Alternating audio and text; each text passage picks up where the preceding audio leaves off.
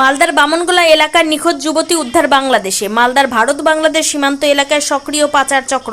অভিযোগ বিজেপির। কিভাবে ওই যুবতী বাংলাদেশে গেল, জবাব কেন্দ্রীয় সরকার পরিচালিত বিএসএফকে দিতে হবে, পাল্টা দাবি তৃণমূলের।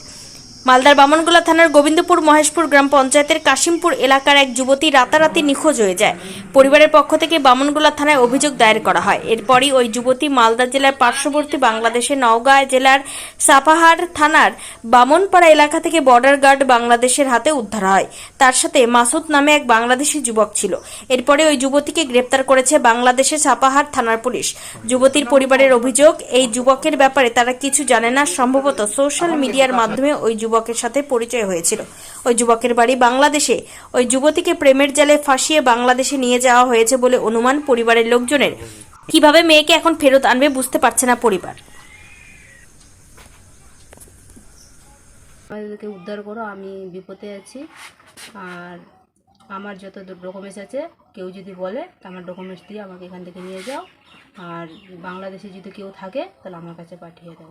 বাংলাদেশে কোথায় আছে? থানায় আছে? থানায় আছে।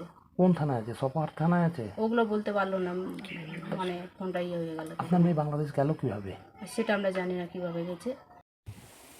একটা মেয়ে পাচার হয়েছে শুধু আজকে এই বিষয় না, বাংলাতে এটা প্রতিনিয়তই হচ্ছে।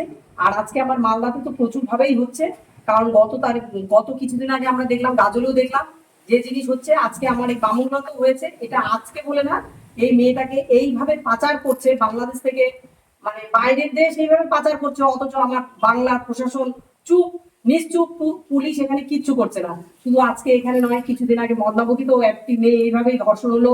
মানে আজকে যে বারবার করে বলা হচ্ছে যে সবাই লাভ জিহাদের শিকার হচ্ছে, এটা আমাদের মাননীয় মুখ্যমন্ত্রী, আমাদের প্রশাসনের কানে এই জিনিস এখনো যাচ্ছে না।